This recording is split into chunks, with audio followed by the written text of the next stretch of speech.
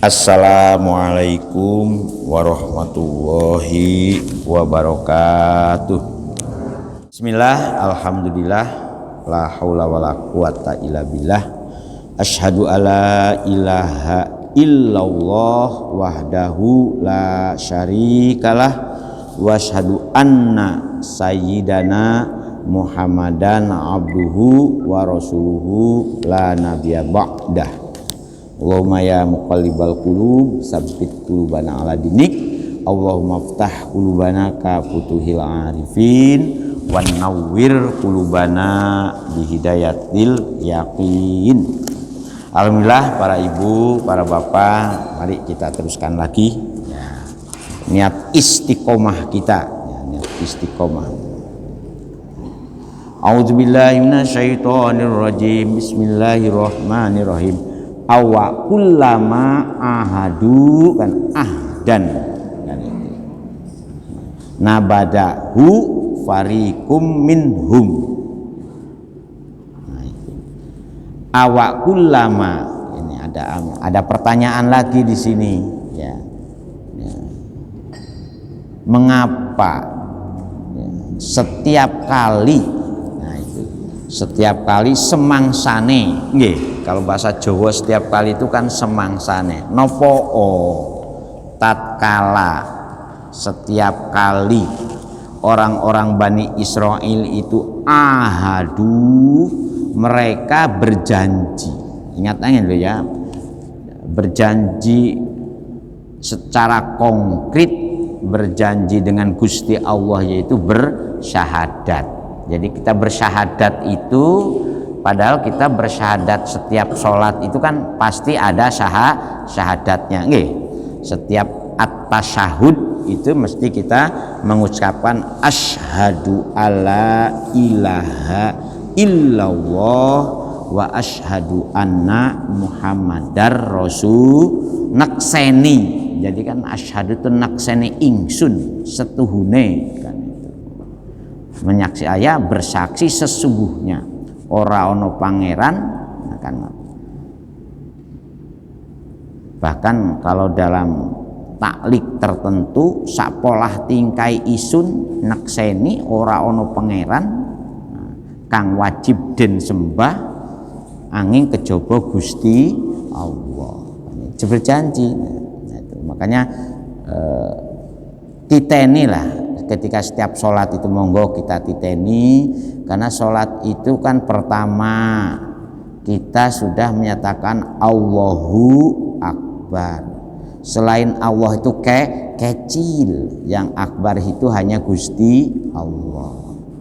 Setelah itu kita berpasrah diri dengan inni wajjahtu wajhiya lillah wal ardu hanifam muslimaw wa ma ana minal musyrikin. Kan itu pasrah, berpasrah diri. Inna sholati wa nusuki wa mahyaya wa mamati lillahi rabbil alamin. Nah itu panjenengan saestu dipirsani, karena dengan syahadat di sholat, dengan takbiratul ihram di sholat, itu sebetulnya kita sudah meniadakan kahananipun jiwa raga kita, yang ada itu adalah kehendak Allah Subhanahu wa ta'ala.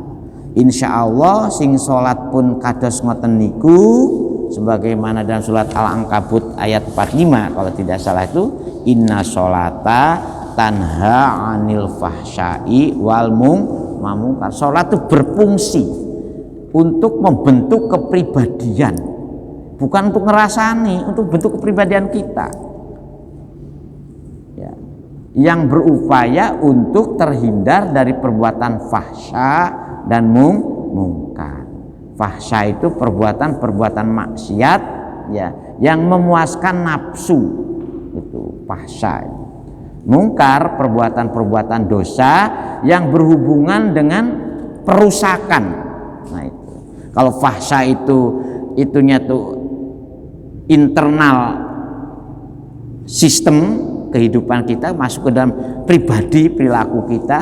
Kalau mungkar itu ekspresi dari pribadi kita yang merusak kepada tatanan di luar diri kita. Nah, insya Allah sholat. Nah, orang Bani Israel itu disindir. Opo awakmu semangsane awakmu itu podo janji Allah marang Gusti Allah dan dengan sebuah perjanjian. Di sini maksudnya alal imani bin nabiyyi, ya ini beriman kepada Kanjeng Nabi Muhammad sallallahu alaihi wasallam. Mengapa setiap kamu itu makanya bersyahadatlah. Makanya syahadat yang kedua itu wasyhadu anna Muhammadar Rasulullah. Lanak seni setuhune Kanjeng Nabi Muhammad niku utusanipun Gusti Allah.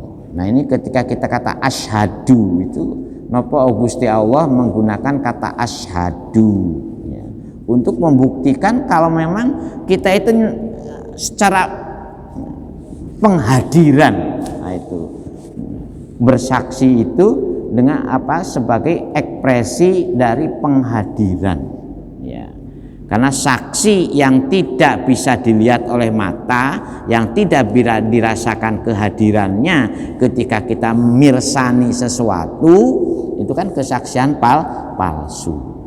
Itu makanya kan bersaksi pada Gusti Allah itu sama dengan kita berupaya untuk penghadiran kembali bagaimana kita di hadapan Allah Subhanahu wa Ta'ala.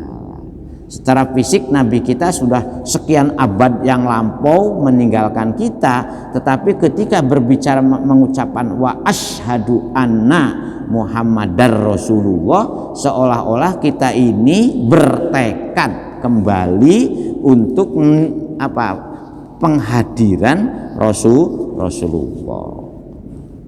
Kenapa? Karena supaya amaliyah kita ini maksudnya kan sejalan dengan tuntunan Gusti Allah dan sejalan dengan praktek yang dicontohkan oleh Rasulullah.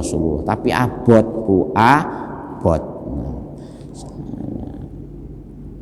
nabadahu fariqum minhum. Nabada itu diartikan toroha. Toroha itu artinya buang. Maksudnya di sini buang itu orata.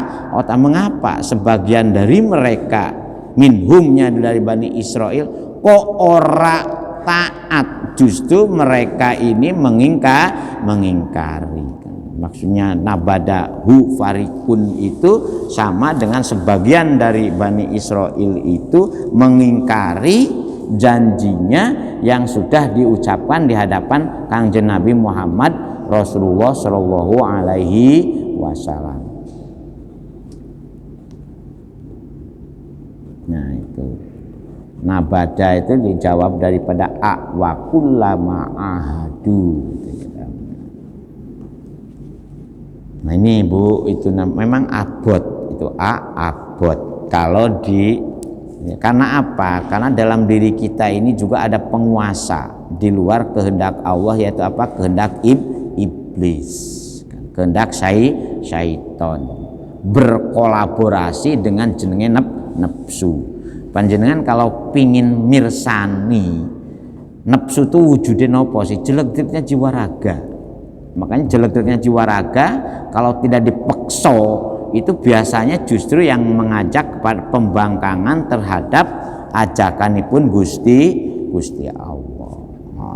Jadi jenenge nafsu itu jangan dibayangkan sesuatu yang tidak bisa dideteksi. Nah, kemudian itunya apa? Instrumennya itu apa indikatornya tondone ini pun apa?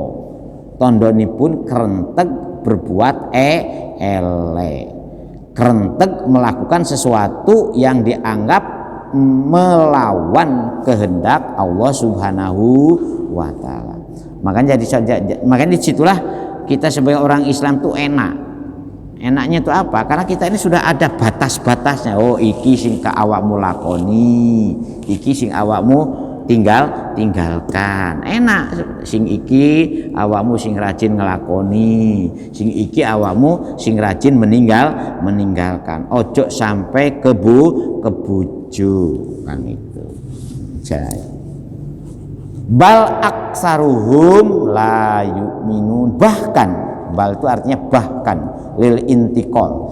Bahkan justru aksar itu yang lebih banyak dari mereka Bani Israel dari bangsa Yahudi itu siapa? La yu'minun.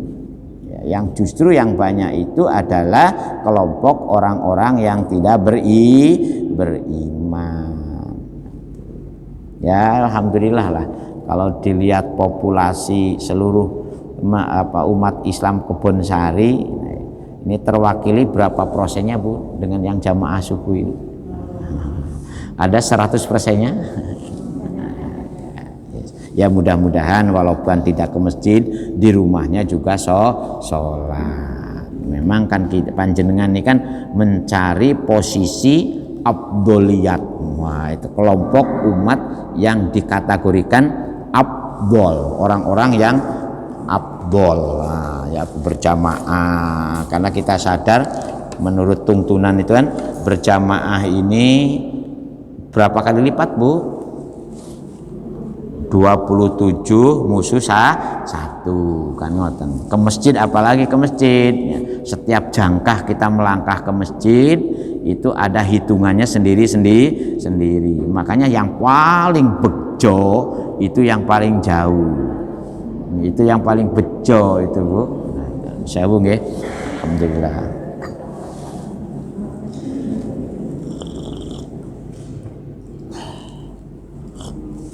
Alhamdulillah. Nah, terus dispundi itu kan yang dihitung jangka. Tapi kalau sekarang bawa dit ya sami mawon ya. Nah, insya Allah sepedanya juga termasuk sepeda yang mengantarkan kebahagiaan. Nah, itu bensinnya kan itu bisa dihitung jariah. Ada yang mengatakan dihitung sodako. Nah kalau ingin afdol ya pada melampah di samping sehat. Cuman kalau melangkah 1 kilo itu berapa menit? Nah, datang ke masjid tinggal ngos-ngosan kan? Nah, bal aksaruhum balik yang terbanyak di kalangan ya artinya bukan hanya di kalangan Bani Israel. Jadi kalau bahkan di dalam ayat yang lain itu ada ungkapan Gusti Allah itu wa qalilum min ibadiyasy syakur. Wa qaliluma sangat-sangat sedikit dari itu populasi orang yang beriman menjadi orang yang bersyukur. Nah itu. Pak syukur wonten? Bal aksaruhum la yu'min. Walamma ja'ahum rasulun min indillahi. Nah begitu juga walamalan semangsane lan tatkala ja'atu meko hum ing si Yahudi ini sapa rasulun setiap utusan. Begitu juga tatkala kepada Bani Israel itu didatangkan seorang utusan saking Gusti Allah. Nah ini jadi rasul itu delegasi ini pun Gusti Allah. Rasul itu duta, delegasi, utusan. Bahasa yang populer di Jawa itu kacung, tapi enggak pantas. Nggih. Rasul kok ya kacung ya utusan kan, nggih. Said itu ya utusan. Nah, itu Rasul. Dan tatkala setiap datang kepada mereka orang-orang Yahudi itu seorang utusan, di sini Kanjeng Nabi Muhammad itunya itu penjelasannya itu walamaja. Dan kepada Rasul sebelumnya juga kan sama toh, kepada ketika diturunkan siapa Nabi Zakaria yo dibunuh ya kan, Nabi Yahya yo dibunuh, Nabi Musa yo hianati kan itu dengan menyembah ijla itu kan. Padahal oleh Nabi Musa itu oleh Gusti Allah dibuktikan bagaimana peduli dan apa istilahnya, dan ini apa perjuangan Nabi Musa menyelamatkan Bani Israel dari kejaran Fir'aun itu kan, sampai mujizat apa lautan terbelah, ngelak ketika kehausan pun berkat tongkat saktinya atau mukjizatnya Nabi Musa memancarkan mata air kan itu.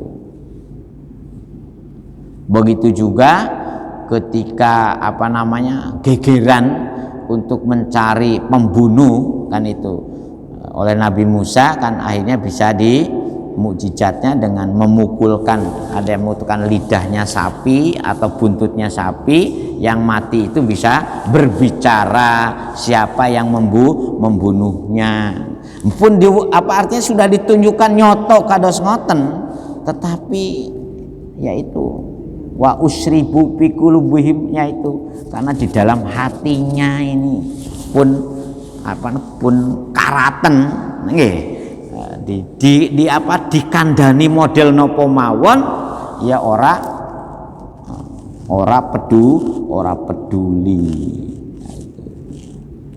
Ai Muhammadun tegese kata Rasul itu lawalama ja'ahum ini menunjukkan penjelasan sekalipun yang datang itu Rasul kita Nabi Muhammad, dan Nabi Muhammad itu betul-betul min indillah ya. Jadi Nabi Muhammad itu memang wakana billahi syahida, sekalipun orang lain tidak ada sing percaya, tetapi Rasulullah Nabi Muhammad punya kewajiban untuk menunjukkan, memposisikan dirinya sebagai utusan Allah. Nah, makanya kan istri yang sangat dicintainya sinten Bu? Sayyidah Khadijah. Akhirnya kan membawa Rasul kita kepada siapa? Kepada salah seorang pendetone wong Nasrani, iya kan? Buhairo itu kan, tanya dispundi garwa kula niki mimpi kados ngeten-ngeten. Ini bukan mimpi, ketika beliau setelah tahanus di Gua Hiro kan ngoten. Justru suamimu itu akan diangkat menjadi nabi dan rasul. Nah, begitu pertama kali Rasul mendapat perintah membaca Iqra bismi rabbikal ladzi khalaq, khalaqal insana min 'alaq, Iqra wa rabbukal akramul ladzi 'allama bil qalam, 'allamal insana ma lam ya'lam. Itu pengukuhan suami panjenengan wahai Khadijah sebagai nabi. Setelah itu nanti akan diangkat jadi rasul. Seandainya aku, katanya si pendeta tadi, menangi ya Rasul Nabi Muhammad ini dikukuhkan jadi rasul, yo aku arep beriman. Sayang, nah ketika Rasulullah mendapat perintah pasda bima tu'maru wa a'rid anil musyrikin, nah itu pengukuhan Rasul sebagai Nabi Muhammad sebagai rasul. Makanya Nabi Muhammad itu diangkat nabi dulu, baru berikutnya mendapat tugas untuk menyampaikan risalah.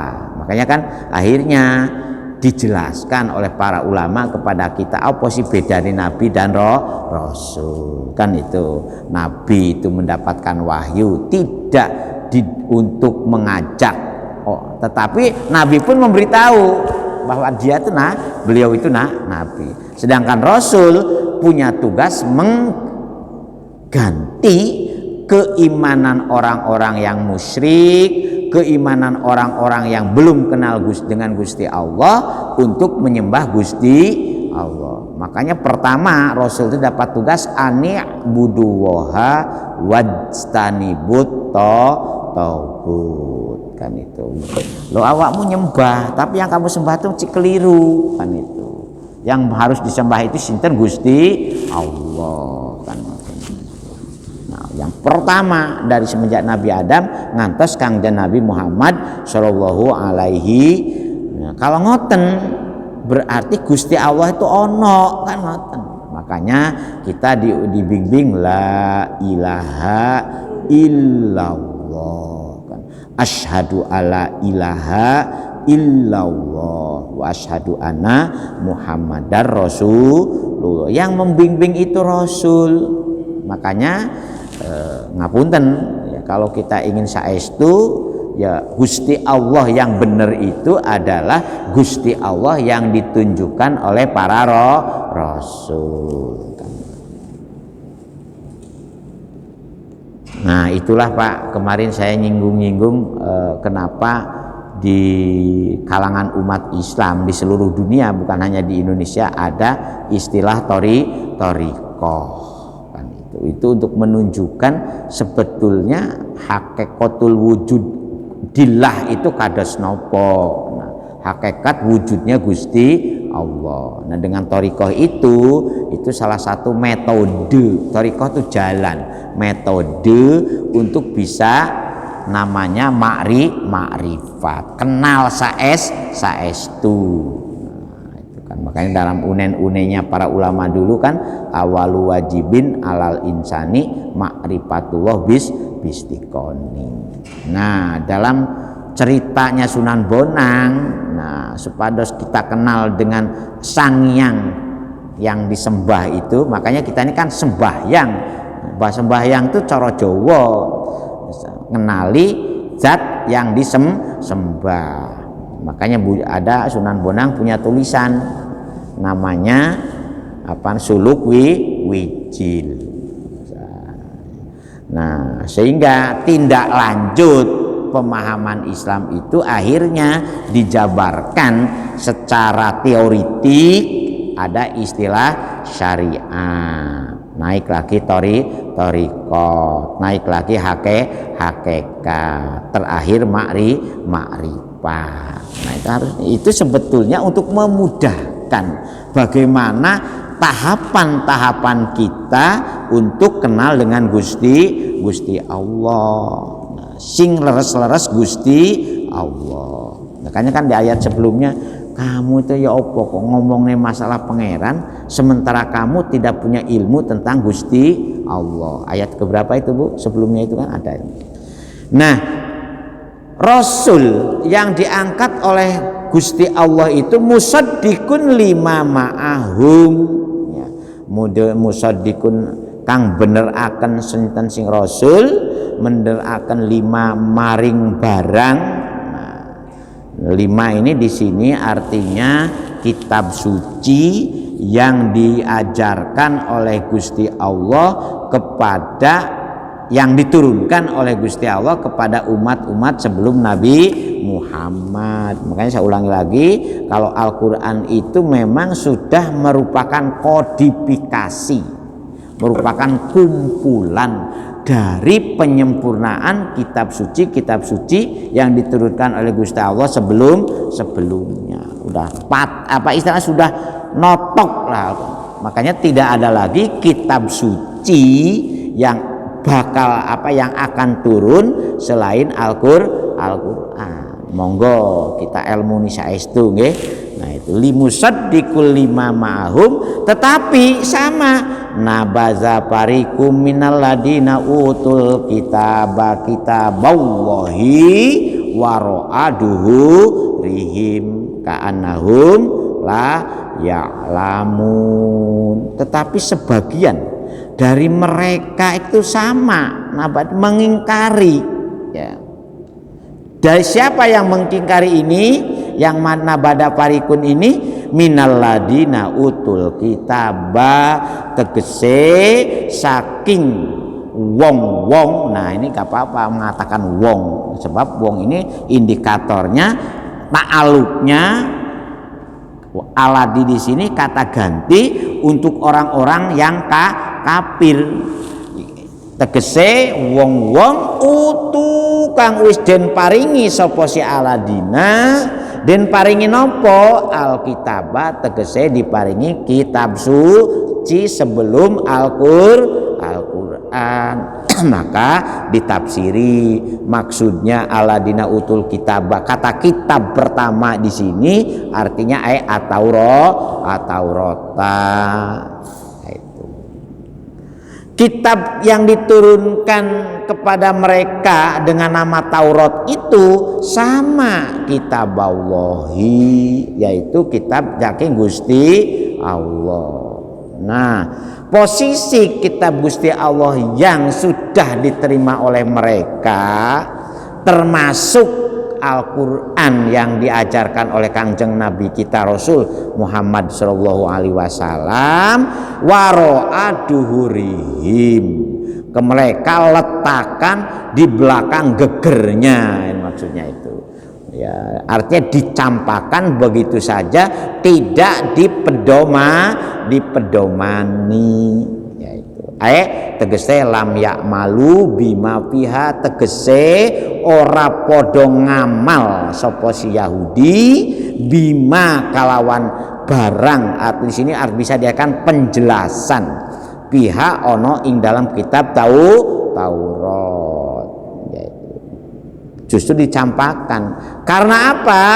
Karena di dalam Taurat sendiri sudah ada penjelasan minal imani birasuli, yaitu penjelasan iman kepada Kanjeng Nabi Muhammad Shallallahu Alaihi Wasallam.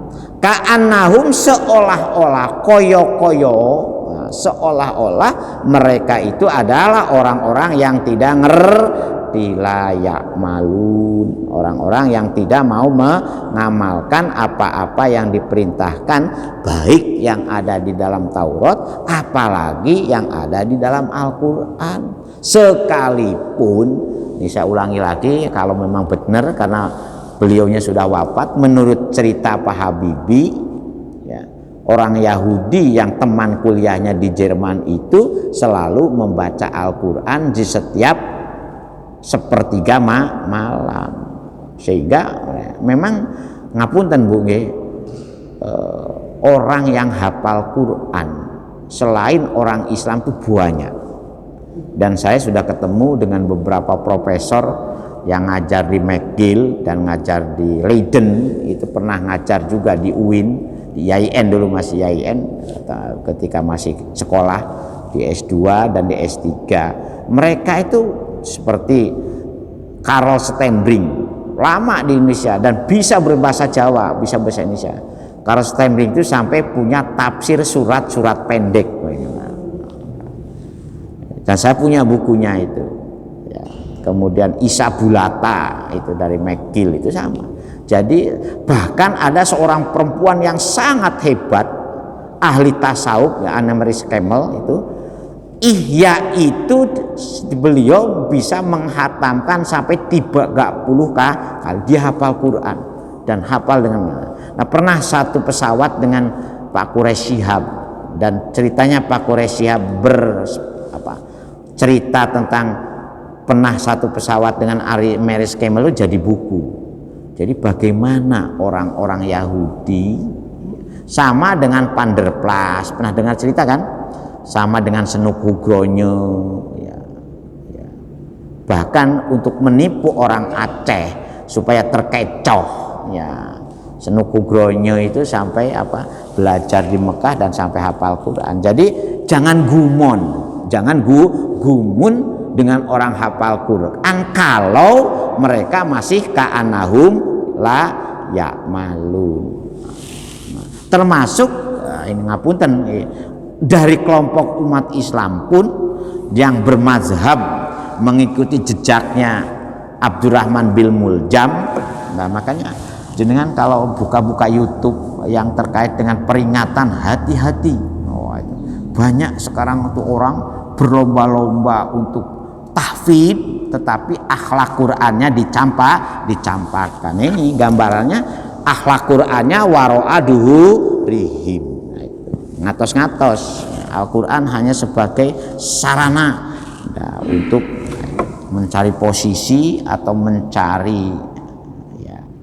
Makanya kan ada ayat walatastari bi ayati samanang kolima. Jangan sampai kita ini terjerumus kepada menukar ayat-ayat Al-Quran itu hanya untuk kepentingan dunia. Makanya ngapunten Bu nggih, monggo kita sami-sami ngurusi masjid ini, jenengan beramal untuk kepentingan umat Islam di Kebonsari ini sami-sami diniati ingkang sae. Nggih, ya. Saya juga ikut terlibat ngurusi yayasan ini juga, monggo sama-sama didoakan supaya kita jangan sampai terjerumus kepada tidak sesuai dengan harapan Gusti Allah. Ya makanya mun sewu ini, makanya kita rada ini sekali rada. Dan juga mohon maaf, kita maunya segera memperbaiki genteng belakang karena ternyata masih ada hujan dan gambarnya belum jadi. Oleh karena itu kepada bapak-bapak dan ibu-ibu yang sudah nyumbang, kok pengurus itu gak mulai kapan duitnya, jadi wis ngelumpuk, khawatir saya ditagih daripada nanti saya diomongi di belakang, tak sampaikan sekarang. Nggih, jarene arep diperbaiki kok durung mulai. Padahal duitnya terkumpul hampir 100 lebih, alhamdulillah, hampir 100 juta lebih, dan yang dibutuhkan itu insya Allah sekitar 200 lebih lah. Dan kita terus nanti doakan mawon ya, kita mulai, sebab rezekinya masjid itu kalau ada pembangunan. Kalau gak ada pembangunan, arep nyumbang tuh aras-arasan. Nggih, Bu.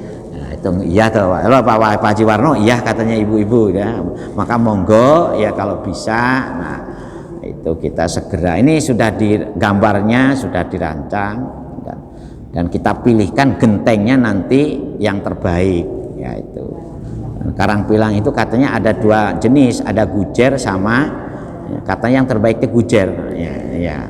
Kita upayakan untuk masjid itu jangan sampai itu yang terbaik lah. Bahkan kalau punya duit nanti ya, saya lihat masjid-masjid di tempat lain itu dindingnya sudah bermarmer, kita ini masih bercat. Nah, bercat itu rawan kalau tangan jenengan usap-usap itu ngecap kan itu.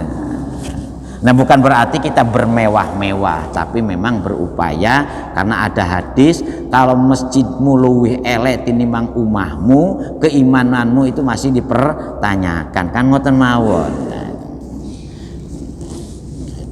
Ya mudah-mudahan, nah itu ya. Bahkan kalau bisa itu ya ada tamannya seperti di Rusia itu kan yang diresmikan oleh siapa? Nah, itu. Monggo, jadi itu ya. Jadi mohon maaf, jadi kalau memang pengurus bukan berarti lalai atau menunda-nunda, karena memang ada perhitungan-perhitungan yang ternyata kan seperti tadi malam ada hujan juga nggih. Walaupun nanti bisa disiasati, mosok hujan dia dan tetapi nun sewu, kalau saya ini tidak punya batas target selesai, sama dengan ketika membangun ini, mulai saja. Sebab dalam Islam itu bukan target selesainya, yang penting digelemaken. Nah itu nindakake kebaikan. Nah, dipurunaken, digelemaken. Ya nggih, dipurunaken dengan digelemaken sami nggih. Nah, ka'annahum kaya-kaya sisa Bani Israil itu seolah-olah mereka itu adalah kelompok-kelompok sing ora weru, layak malun, layak lamun, ora weruh lan ora nindakake ma ing napa mawon ing kafiha kang ana ing dalam kitab Taurat.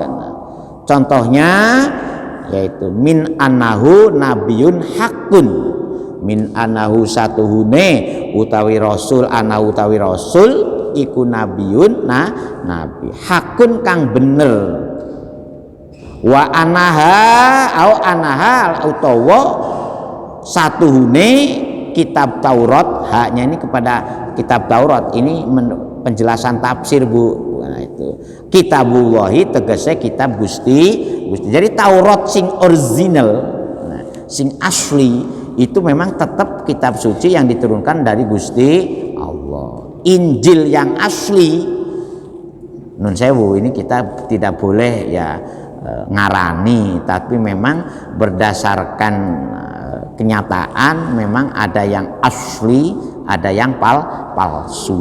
Nah, alhamdulillah Al-Quran ini memang keasliannya dijaga. dijogo oleh Gusti Allah sendiri.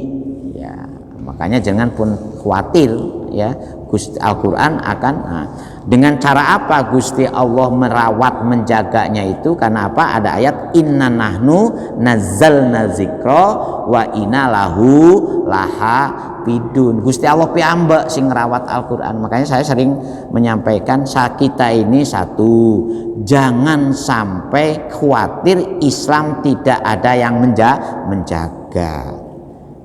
Jangan sampai Al-Quran tidak ada yang menjaga Gusti Allah sendiri. Dengan cara apa? Satu, ya, memberi kemampuan secara cepat kepada orang-orang yang menghafal Al-Quran. Itu salah satu caranya. Yang kedua, mulai zaman Abu Bakar atas usul Umar bin Khattab, Al-Quran itu sudah terawat secara kitabiah, tertulis dan terkumpul di dalam satu mushaf.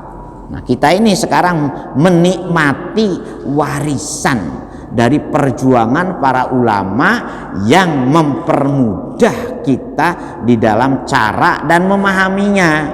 Cara membacanya, kita ini tidak pernah, ibu-ibu, bapak-bapak kan maos Quran yang tidak ada harokatnya. Bahkan ada di HP bapak-bapak kan sudah diisi Al-Quran. Cuman di HP itu kadang-kadang saru, ono Al-Qur'ane ano gambar mudone kan ngoten nggih. Jujur mawon bapak-bapak kan. Bahkan film nopo mawon bisa bercampur aduk dengan Al-Qur'an di dalam HP kan nggih. Nah, makanya HP ini jangan sing Android atau Navi.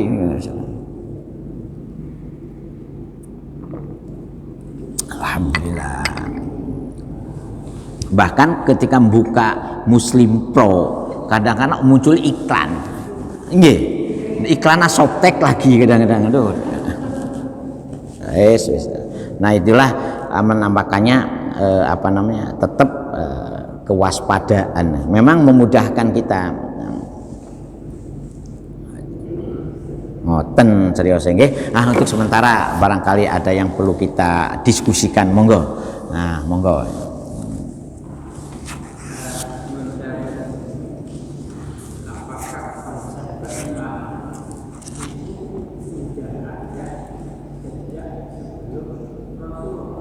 Ya.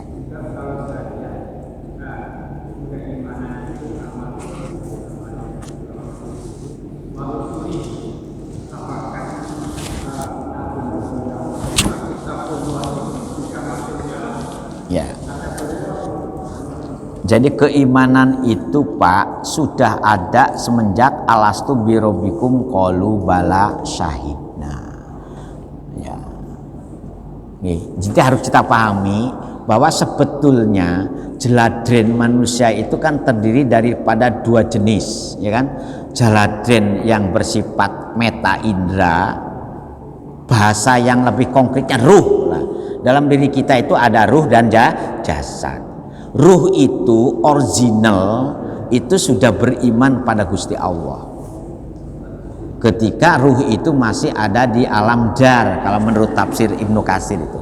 Bahasa yang lebih kerennya itu fi lauhil mahfud. Jadi ruh kita ini, ibu-ibu, bapak-bapak, memang ruh suci. Makanya kalau ada istilah Roh Kudus itu ya tidak salah. Ya. Pernah dengar kan Roh Kudus? Karena apa?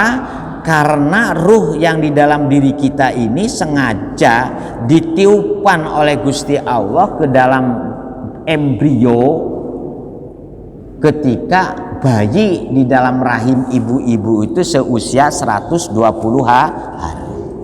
Nggih, itu harus dipahami saestu. Nah, bikat birizkihi yang saya sampaikan bi wajil wasekana. Jadi kan wonten hadis itu kan inna fi batni umihi itu kan arba'ina nutfatan summa yaudu alaqatan ya kan summa yaudu mudghatan fayangfuhu fihi ruh. Bahkan di dalam Al-Qur'an juga ada ayat wa nafakhtu fihi min ruhi. Saya tiupkan. Nah, ruh itu sudah menyatu dengan alam Tuhan, fi alamillah. Begitu diteteskan, ditiupkan ke dalam jeladren fisik yang berbentuk embrio sebagai hasil konjugasi. Ini kalau bahasa kawin kan gak pantas, konjugasi antara sperma dengan sel telur, ya kan? Jadi ovum kan itu. Makanya hubungan biologis itu hati-hati ya. Untuk menjadi orang yang baik itu kan doanya bagaimana, Pak? Lali ini. Padahal nanti malam Jumat ini. Itu bagi mereka yang proses pernikahannya sudah mengatakan ittaqullah finisa fa inna akhadtumuhunna bi kalimatillah. Harus pakai doa juga lagi gitu loh. Bukan hanya cukup qabil tu nikahaha wa tajwizaha bi mahril mazkur, tidak hanya itu. Itu hanya pengesahan ikatannya, tapi untuk membangun sebuah regenerasi atau generasi baru, prosesnya itu mulai dari bagaimana doa mencium wajah istri, Pak. Ayo siapa yang hafal, pakai hadiah. Nah, ada doanya kan? Ya, betul loh. Nah, kalau nggak ada doa, kalau nggak hafal, nah, pantesan anaknya kesetanan kan? Boleh. Kalau gak hafal yang lainnya, karena apa? Yang penting menyebutkan asma Allah. Satu. Nah yang kedua, Pak, ketika ruh itu menyatu dengan jasad, ruh itu terbungkus, ya, sehingga la ta'lamu syai'a. Nah, Gusti Allah ngangkat Rasul itu sebetulnya tugas utamanya itu dalam rangka alimul ghaibi la yudhiruhu ghaibi ala ghaibihi ahadan ila manirtadha min rasul, dalam surat Al-Jin ayat 26. Jadi fungsi Rasul diturunkan ke dunia oleh Gusti Allah itu dalam rangka mengkonekkan kembali ruhnya yang tadinya sudah alastu birabbikum qalu bala syahidna, untuk bisa mengatakan kembali asyhadu alla ilaha illallah. Makanya sebetulnya mengucapkan syahadat itu pentahkikannya harus dengan orang yang dingertikan untuk bisa menunjukkan gaibnya Gusti Allah. Itu menurut surat Al-Jin ayat 26. Nah yang banyak kan kita sekarang bukan bersyahadat, melafalkan, ya kan? Syahadat tapi hatinya kok kosong. Kan yang banyak itu tidak betul-betul bagaimana ruh itu connect kembali dengan alastu birabbikum qalu bala syahidna. Nah kalau setelah connect dengan zat yang maha gaib itu, maka allazina yazkurunallaha qiyamau wa qu'udaw wa ala junubihim, itu terjadi kapanpun, dimanapun, sedang apapun, mesti fa aina matuwalu wujuhakum pasama wajhullah. Di mana saja kamu berada, pasti kamu akan merasakan dihadiri oleh Allah Subhanahu wa ta'ala. Nah fungsi Rasul itu untuk mengkonekkan kembali agar orang-orang yang beriman itu ingat kembali kalau Gusti Allah itu wa huwa ma'akum aina ma kuntum. Terus di mana saja kamu berada, sedang apa kamu berada, dan sedang apa kamu lakukan, Gusti Allah berserta kamu. Nah ini disalahpahami. Kalau gitu apa nama? Wong Gusti Allah itu tidak pernah sedetik pun lengah untuk memantau kita. Nah untuk tahu Gusti Allah memantau itu, Pak, syahadat ini berfungsi sebagai passwordnya kan itu. Ngoten cariose. Nah tuh siapa yang ditugasi? Yaitu alimul ghaibi la yudhiruhu ala ghaibi ahadan ila manirtado min rasuli. Nah, ya benar sebetulnya itu. Memang hamba ini apa? Al insanu fil bahri kalhut, apa al insanu filah kalhuti fil bahri. Manusia dengan Gusti Allah tuh gambarannya koyo iwak nang lautan saja. Gusti Allah gambarannya seperti banyunya, makhluknya itu koyo iwak. Nang di wae itu orang bisa lepas dari apa cemplungan banyu ngoten. Nah, syahadat itu sebetulnya seperti itu. Nah, maka muncullah gerakan-gerakan untuk mirsani kados nopo praktek beragama seperti itu. Makanya maka para ulama menyusun suatu ilmu, dalam Islam namanya ilmu tasawuf kan itu. Untuk prakteknya maka dilatih melalui torikoh ngoten saja. Itulah ngoten Pak. Nggih.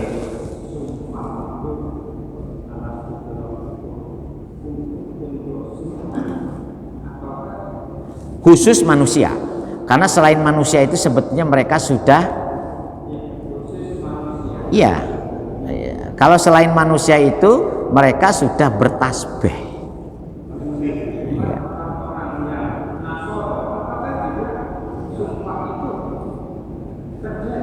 Ya, di zamannya Nabi Musa dan Nabi Isa juga mereka seperti itu, bersumpah juga. Cuman sayang nabada parikum minhumnya itu justru memusuhi para nabinya.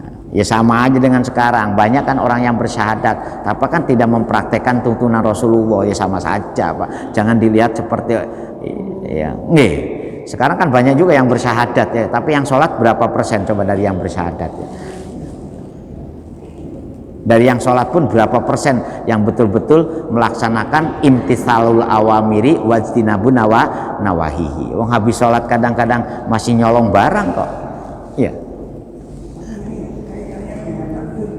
Nah, inilah ada namanya rukun iman yang wabil qadari khairihi wa syarihi minallahi ta'ala. Nah, dalam konsep innallaha la yughayyiru ma biqaumin hatta yughayyiru ma bi anfusihim, takdir itu sejalan dengan usaha Pak. Ya, kalau usahanya ada innau akan ini ya nanti setelah ayat belakangan kan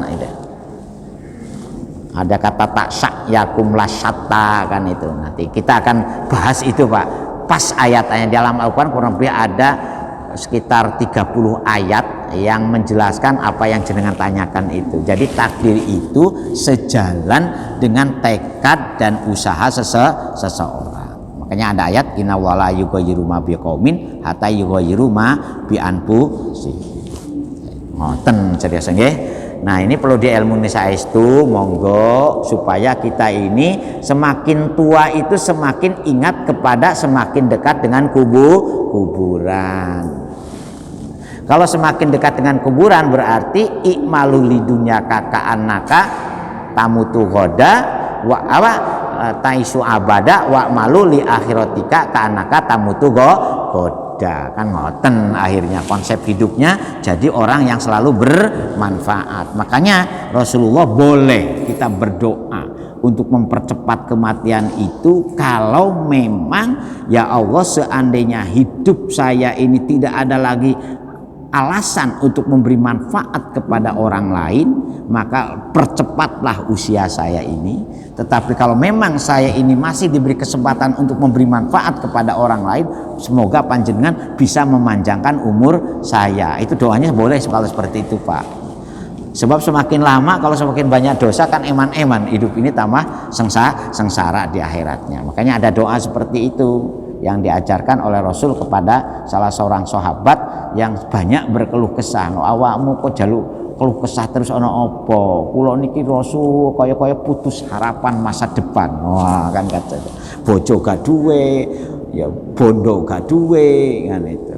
Akhirnya Rasul mengajari doa itu. Ya, kalau berdoalah seandainya hidup maka ingkana hayati khairun li. Wah, ini sebenarnya saya pikir itu Bapak dan Ibu, mudah-mudahan ada manfaatnya nggih.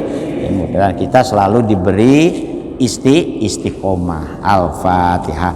Auzubillahi minasyaitonir rajim. Bismillahirrahmanirrahim. Iyyaka na'budu wa iyyaka nasta'in. Auzubillahi alamin hamdan na'imin hamdan syakirin hamdan wa ni'mal mazidah ya rabbana lakal hamd kama yanbaghi jalali wajhika wa adim sultan Muhammad salatan tunjina biha min jamil ahwal wal afat wa taqina biha jami'al hajat wa tutahhiruna biha min jami'is sayyi'at wa tarfa'una min jami'il khairat wa ya muqallibal qulub sabbit qulubana ala dinik Allahumma ftah Allahumma ja'ala ahlana wa auladana wa talamidana min ahlil ilmi wa ahlil khair wa la taj'ala wa min ahlil rabbana hablana min azwajina wa dzurriyyatina qurrata a'yun waj'alna lil muttaqina imama rabbana atina fid dunya hasanah wa fil akhirati hasanah wa qina azabannar wa qina azabannar wa qina azabannar subhana rabbika rabbil izzati amma yasifun wa salamun alal mursalin walhamdulillahi rabb. Sekurang dan selebihnya nyuwun agung pangapunten, mudah-mudahan kita bisa ketemu minggu yang akan datang. Wallahumma fiq ila aqwamit thoriq. Assalamualaikum warahmatullahi wabarakatuh.